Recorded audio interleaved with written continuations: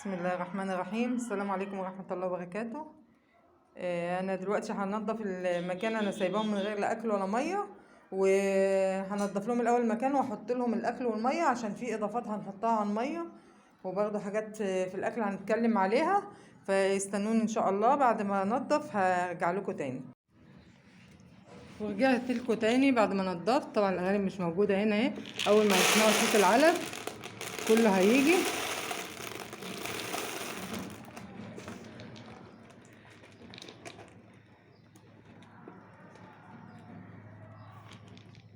اهم جم اهم. طبعا انا ما رضيتش احط الميه الاول عشان ايه ما يشربوش ميه كتير ويتنفخوا.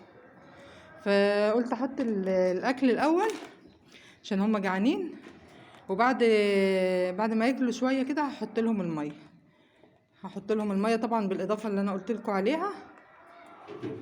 ونقوم نحطه للارانب الكبيره كمان.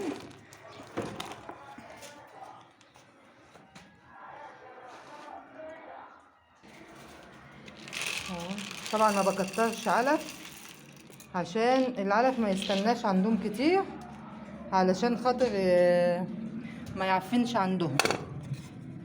ده طبعا بتاع الميه هطلعه عشان احط لهم ميه. طبعا الام دي طلعت بره، دلوقتي همسكها واحطها. هنفتح التانية طبعا عندها اكل. انا ما بحبش الاكل يبات عندهم كده، بس ابني هو اللي طلع حط. انا بالليل طلعت لقيته حاطط للمخلوقين في الارض علف كتير، بس فشلته من قدامه. طبعا دي عطشانه، عماله بتعمل كده عشان عطشانه خالص. هنروح طيوبه ما عندهاش لا اكل ولا ميه اهي.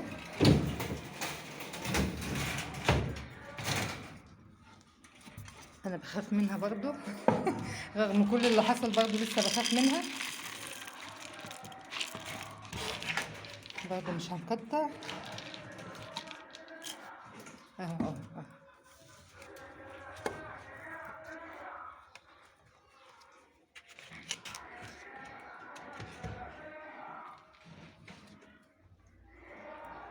طبعا انا بنضف عند دول في مره ودول في مره عشان ما اتعبش، فما بنضفش لكله في نفس اليوم. اللي بره بنضف لهم في يوم، ودول بنضف لهم في يوم تاني. يعني الارضي غير المحبوسين في يوم والارضي في يوم، عشان بتعب من لما انضف كله مع بعض. هنروح نحط للذكر الاكل بتاعه، وبعدين نجيب الميه. ادي الذكر.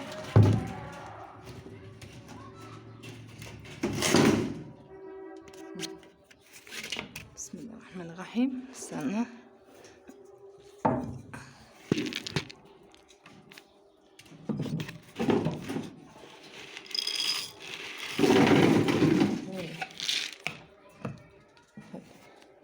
طبعا هو مستني الميه، مرضاش ياكل، هو عايز ميه. فاحنا هنجيب الميه بقى ونحط لهم ميه. طبعا جبنا الميه اهي، حطيتها بعيد عنهم عشان لو حطيتها عندهم هينطوا جواه من كتر العطش. طب هنضيف ايه للميه النهارده؟ هنضيف عسل اسود. عسل اسود. ليه هنضيف العسل الاسود؟ عشان العسل الاسود بس نط فوق اهو عشان يطلع للميه.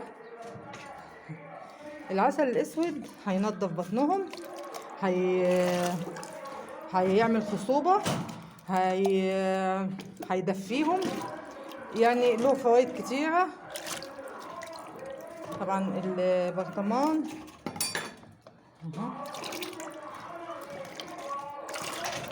هقلب. واهم حاجه لتنظيف البطن هو مش بيحتاجوا كتير اصلا. العسل لازق في البرطمان من تحت.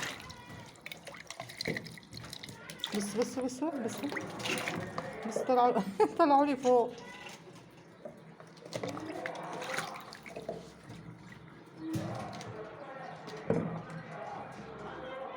بس من كل ناحيه. حتى بيلحس المعلقة. بص طيوبة عاملة ازاي عشان عطشانة. بس دخل عندها أرنب تاني. هجيب لها المية الأول.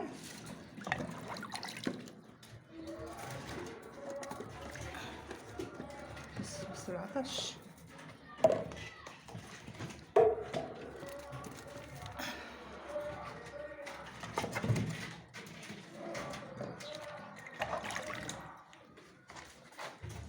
طبعا الأرنبة اللي طلعت سابت عيالها عشان عطشانة، هنحط لها المية ونمسكوها ونجيبوها لعيالها. هي فين بقى؟ اهي جاية ورايا دلوقتي. امسكها.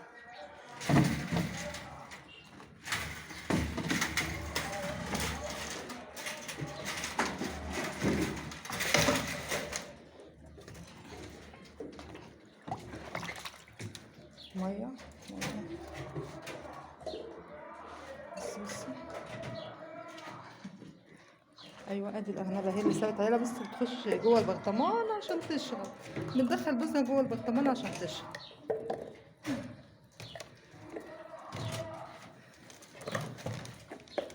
بص.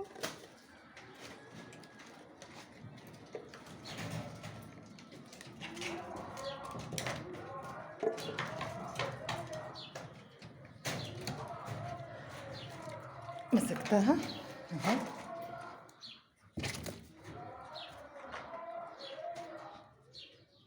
ما شافتش الميه لسه. ولادها طلعوا لها. بس اول ما دخلت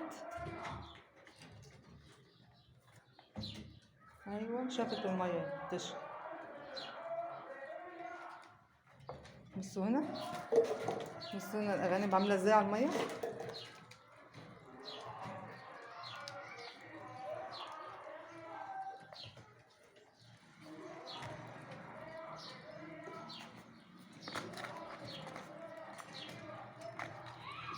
هينزل في الميه.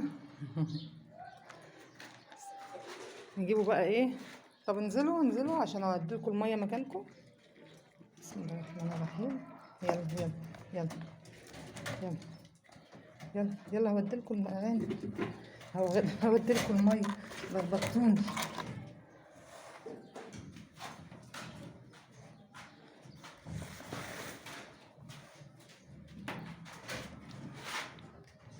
بس كله ساب الاكل وراح للميه.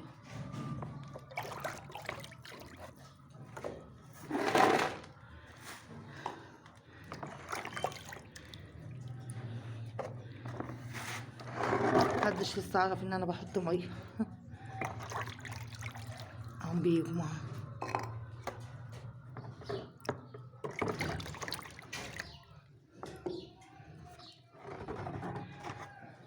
لسه بصوا في المكان فاكريني هحط هناك يعني. تعالوا هنا. بص اللي حط بوزه في البرطمان مش عارف يطلع بوزه.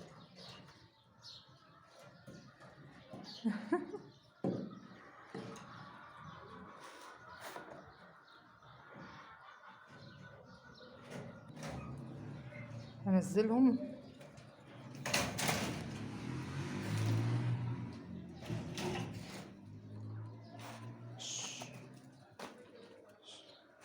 هم بيدخلوا. راحوا بيدخلوا عند الميه. لسه حد طلع تاني اهو. هاخده انا اوديه.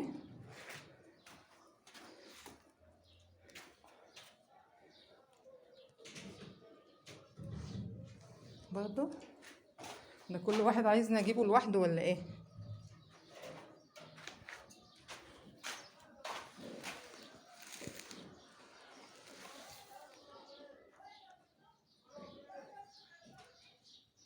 سابوا الاكل وراحوا للميه عشان طبعا هما كانوا عطشانين. ايه ده لسه. بصوا.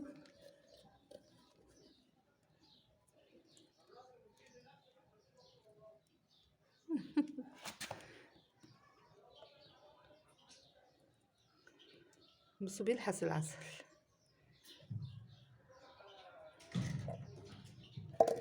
تعالى بقى.